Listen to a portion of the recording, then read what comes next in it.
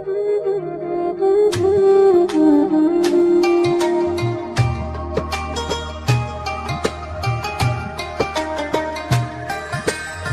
dhawaada barnaamijkeeni Hello Ramadaan. Also, in the second part of this video, I want to explain some vocabulary you can use during the month of Ramadan. Assalamu alaikum wa rahmatullahi wa barakatuhu. Kusoo dhawaada barnaamijkeeni Hello Ramadan. In this video, I will talk about two things: our program Hello Ramadan and some vocabulary, English vocabulary you can use to practice.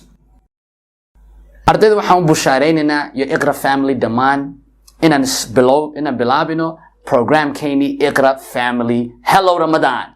Waa maxay Hello Ramadan? Hello Ramadan waxa weeyaan live casharo ood soo gelisid, live baa soo gelisa Facebooka, waana la qaadanaysa practice sida kobcin u samaysid Englishkaaga. It's very good. Last year we did it and the year before, and we're very excited.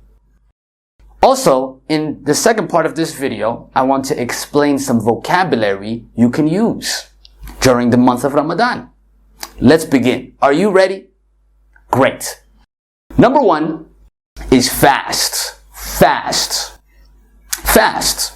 Fast means to not eat food, not drink water, to stop eating food, water. That's in the Arabic language, it's called Som. In it Som tidwayan marka. Som ka maxaa la yiraahdaa? Fast. Let's go to number two, the night prayer. The night prayer is when you stand up in the nighttime and you pray the prayer to Allah.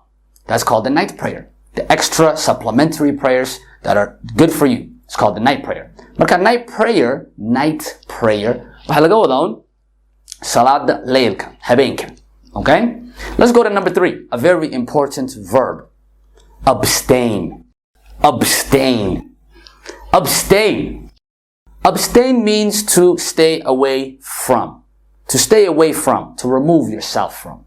Marka abstain, waxaa laga wadaa ina laga fogaado. Okay? Hadda laga yiraahdo, I am fasting, I must abstain from water. Waan soomanahay, waxaan u baahanahay inaan ka fogaado biyaha, cuntada, iyo wixii soomka jabinayay. Abstain marka in laga fogaado weyn. The night of power, but the night of decree. The night of power, the night of decree, a very important night. Allah subhanahu wa ta'ala tells us, Laylatul Qadri khayrun min alfi shahr.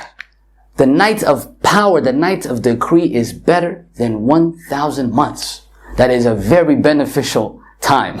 So, the night of power, but the night of decree. Laylatul Qadr. Okay? Night of power, the night of decree. Good. We're almost finished. The last one. The last one, as you see, is seclusion in the mosque. Seclusion in the mosque. Seclusion in the mosque.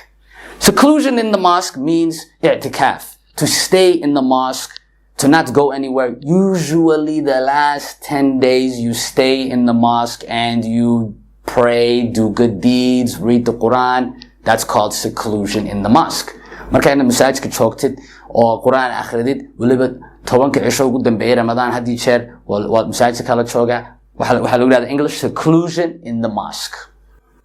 Thank you guys so much. I'm excited for Hello Ramadan. I am Coach Ahmed Seattle here at Iqra College, the best place to learn English online and offline.